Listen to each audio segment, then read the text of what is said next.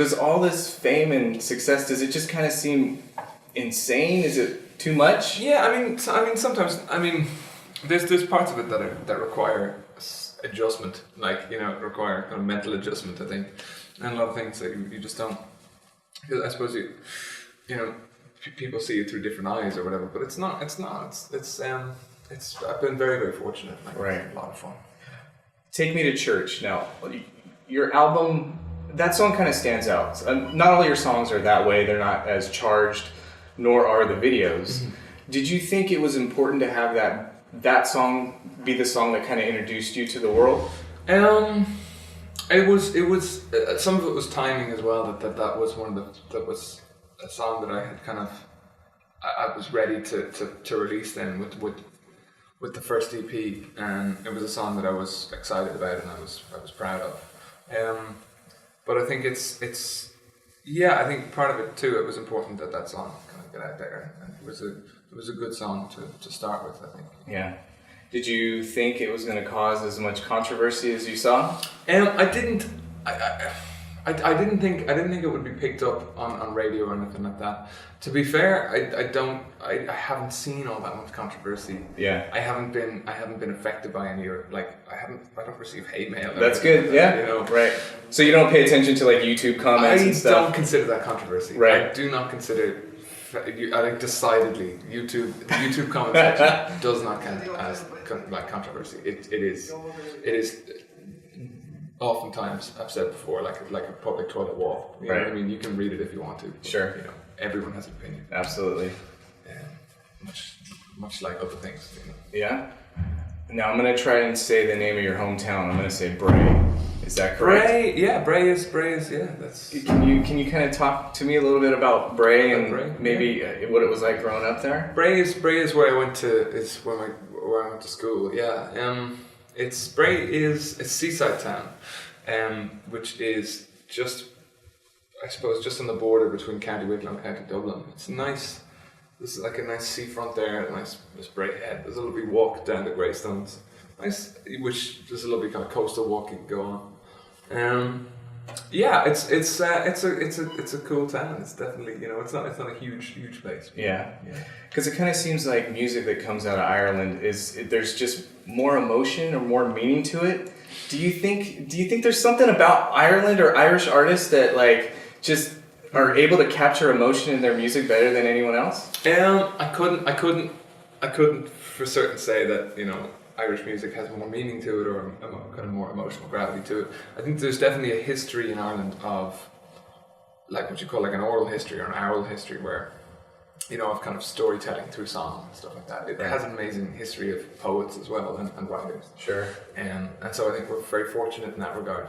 But I don't know, there has been some amazing, some fantastic music out of there in the last few decades. Yeah, absolutely. And I don't know, there's a lot to Irish history. There's a lot about a kind of maybe, you could say about a cultural mentality about joy and laughter and then sadness. And sure. The history to the place. Yeah, right. Maybe so.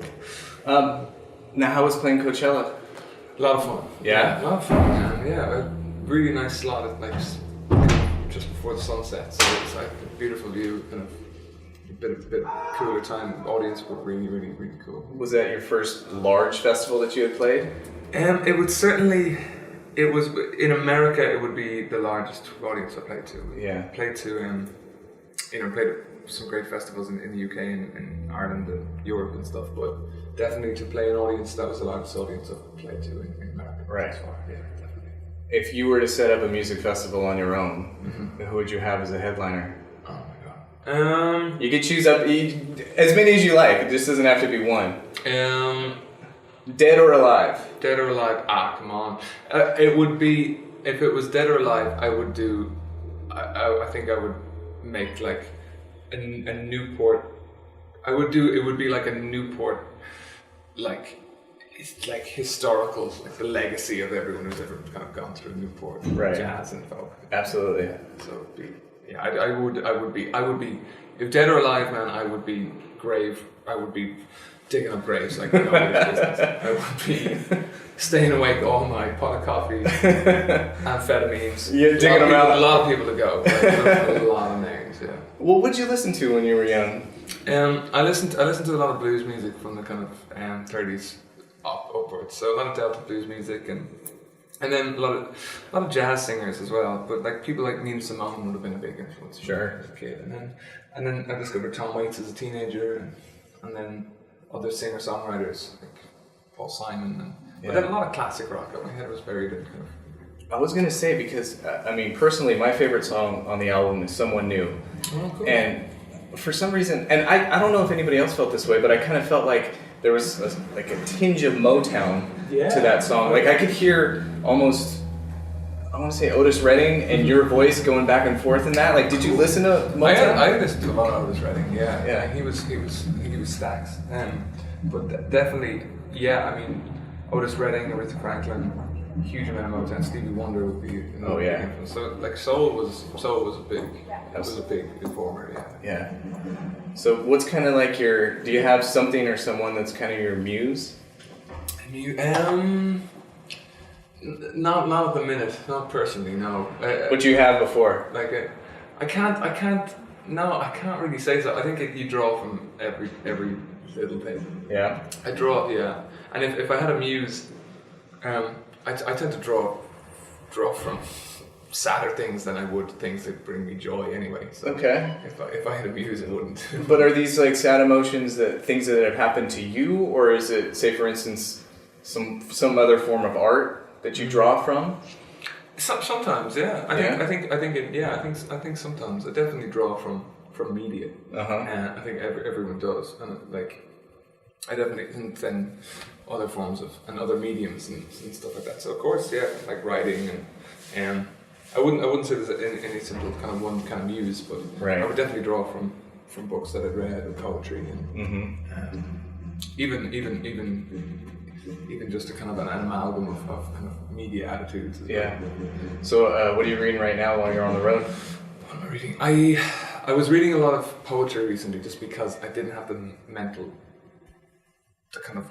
energy to keep up on a novel. Yeah. I was trying to read This Is Your Brain on Music, you know, are you familiar with that? No. But I just find it's like basically an analysis of music through neuroscience. Okay. So what happens to your brain when you're listening to music? Huh. But poetry is easier, like when you've only 5 minutes or 10 minutes at a time to read anything. So I was reading a lot of Seamus Heaney's. Okay.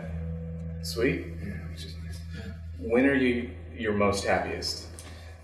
Most happy. I don't know. I think laughing with friends and stuff. Laughing with having time to enjoy that. And I think when I know, probably when you've a day off, the next day. Yeah. When you have a day off the following day. Okay. So you're feeling pretty happy today?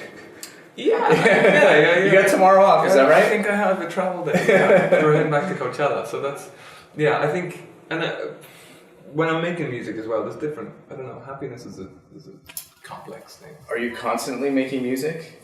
As much as I can. I don't have a huge amount of time every day to sit down, but the ideas are always coming. Yeah. So anytime I have a day off for a few hours, I can sit down and try and work through something. What do you think about San Francisco? I really like San Francisco. I really do. And people say that about I'm sure every city they go to. It's special here though, right? So I know, it is. I like so. Our first gig was at the chapel to a few hundred people, and that was one of the most encouraging gigs. I think for on that first little tour, that was the craziest gig. Right. One of the craziest. I just really like beautiful views. All the architecture in every house is different. You might have like a pink house next to a white house next to a blue house. There's colours and shapes and geometrically as well. The city is interesting. Yeah. Everything. What did you feel like before that show at the chapel? What did I feel like beforehand? I was probably tired and stressed. Like Do you get nervous? I before shows I don't really get nervous anymore. I mean, nervous. You get anxious. There's different. Right. Nervous is an oppressive feeling, which definitely, like say before the Grammys, I would have been nervous. Yeah. You know, that's and I hate being nervous. Now, why were you nervous for the Grammys? Because it was televised, or Annie Lennox or something? yeah, totally. So, you know, you're performing next to Annie Lennox. Every artist who has shaped your life is there. You know, right. From Stevie Wonder was at the Grammys. You know, Paul McCartney is in the audience. A Beatle, right there, man. How Like, insane is that? Yeah, and I'm, you know, you're playing guitar from the actual guitar heroes and legends. Yeah. Yeah, it's caused to be nervous. Absolutely. I'm sure anybody would have been, man. All right, so last thing I want to ask you, your song, Work Song. Mm-hmm. So the chorus goes, when my time comes around, lay me gently in the cold dark earth, no grave can hold my body down, I'll crawl home to her. So when your time does come, what do you want to look back on and know that you've accomplished here? Oh Jesus, that's a heavy question. I would think if I make music that people can enjoy beyond the time that my mortality has been exercised and I'm dead. If people are enjoying my music, you know, and sincerely and you know, after I'm gone, great, you know, or if it inspires people to do the same thing, I will be thrilled, because that's what I drew from other musicians. So if I in any way could,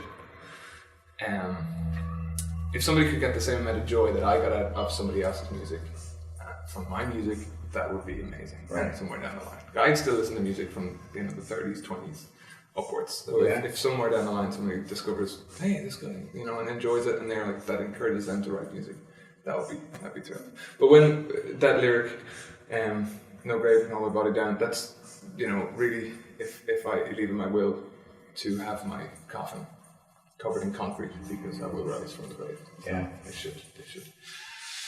Yeah, just a cast iron coffin covered in concrete. I won't rise up again, because it would be messy. Yeah. That's great, man. I don't need to be killed twice. Hozier, thank you so much. Cool. Thank you very much. Good luck tonight, man. Thank you. I appreciate it. Man. Yeah, it's been great. Thank you, Bray.